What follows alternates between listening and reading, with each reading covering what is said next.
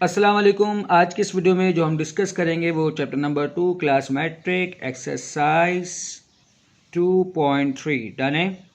तो सबसे पहले हमारे पास यहाँ पर एक्सरसाइज 2.3 में जो रूल हम यूज़ करेंगे उस रूल को हम पढ़ेंगे कि सबसे पहला रूल हमारे पास क्या है कि रूल नंबर 1 कि the law of power of a power done, यानी कि ए की पावर n फिर पावर n, ये हमारा किसके बराबर होगा, ए की power m multiply by n done है। यानी कि ये m भी हमारा क्या है, पावर है, और ये n भी हमारा क्या है, पावर है। तो रूल क्या कहता है कि पावर और पावर आपस में क्या होगा, मल्टीप्लाई। ठीक है, तो एक रूल हम इसको यूज़ करेंगे। और सेकेंड रूल हमारे पास क्या है कि ए की पावर m डिवाइडेड बाय ए की पावर n डन है।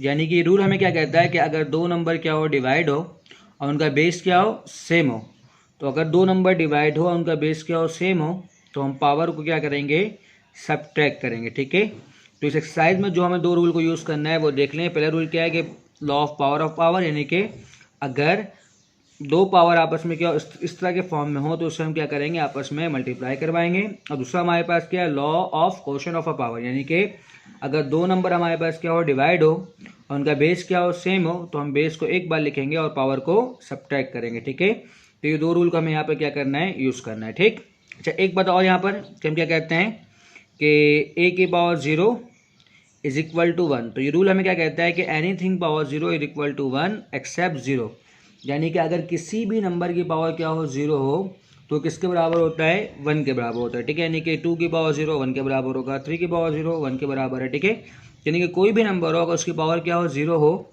तो किसके बराबर होता है, 1 के। ठीक है, एक्सेप्ट 0, सिर्फ 0 की पावर 0 1 के बराबर नहीं है। डन।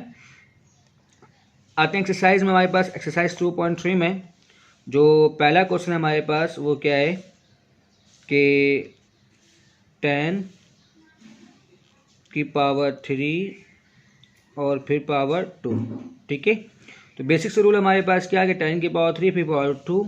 मेरे को बताया कि द लॉ ऑफ पावर के मुताबिक ये दोनों आपस में क्या है, पावर है, और ये दोनों पावर आपस में क्या होगा, मल्टीप्लाई। तो इसका मतलब ये क्या बनेगा, 10 की पावर 6। ठीक है, सिमिलरली जो इसका क्वेश्चन नंबर 2 है वो क्या हमारे पास कि 2 की पावर 3 और फिर पावर 2। तो ये दोनों आपस में क्या है, पावर है, तो पावर और पावर आपस में क्या होता है, मल्टीप्लाई। तो उसका मतलब क्या होगा, 2 की पावर 6। डन है। सुनिए हमारे पास कैसा क्वेश्चन नंबर 3 है कि क्या हमारे पास कि 3 की पावर 2 फिर पावर 2 एंड देन पावर 2। ठीक है, तो ये तीनों, ये टू आपस में क्या है, ये तीनों ही पावर है। तो रूल क्या कहता है कि पावर और पावर आपस में क्या होते हैं, मल्टीप्लाई। तो 2 मल्टीप्लाई 2 4 और 4 मल्टीप्लाई 2 8, यानी कि ये किसके बराबर होगा, 3 की पावर 8 के। ठीक है, इससे आप क्या करेंगे, बाकी सवाल को, यानी कि क्वेश्चन नंबर 4 आपका क्या होगा, होमवर्क होगा। नेक्स्ट जो हमारे पास क्वेश्चन नंबर 5 है वो क्या है कि 3 की पावर 7 ओवर 3 की पावर 2। ठीक है, अब हमें दिख रहा है कि ये दोनों नंबर आपस में क्या हो रहा है, डिवाइड हो रहा है, और इनका बेस क्या है, सेम है। तो रूल के मुताबिक अगर दो नंबर आपस में क्या हो, डिवाइड हो और बेस सेम हो, तो हम बेस को एक बार लिखेंगे और पावर को सब्ट्रैक्ट करेंगे, यानी कि 3 की पावर 7 माइनस 2 किसके बराबर होगा, 3 की पावर 5 के। डन है।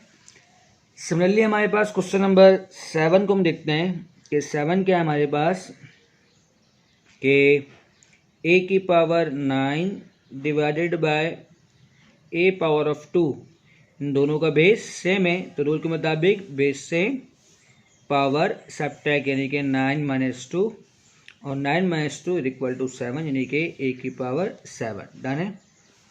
नेक्स्ट जो क्वेश्चन हम पढ़ेंगे यहाँ पर वो क्या पढ़ते हैं, क्वेश्चन नंबर 11 को।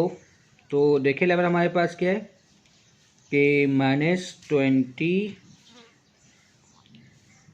2p माइनस 3q की power 12 multiply by 4 minus 3r की पावर 3 डिवाइडेड बाय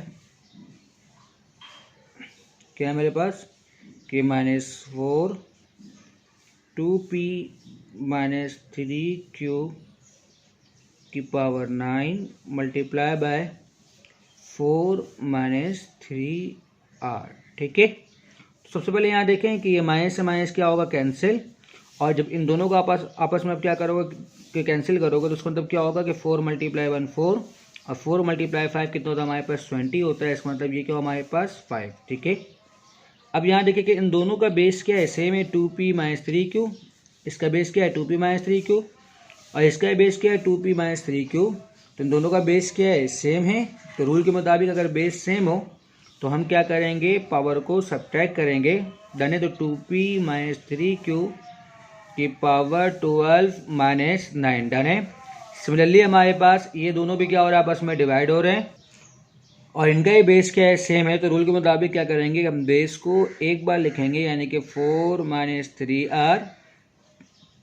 इसकी पावर क्या है 3 और इसकी पावर क्या है हमारे पास 1 यानी कि 3 माइनस 1। डन है, तो ये हमारे पास क्या बनेगा 5 2p minus 3q 12 minus 9। 12 minus कितना होगा 3 और 4 माइनस 3r की पावर 2।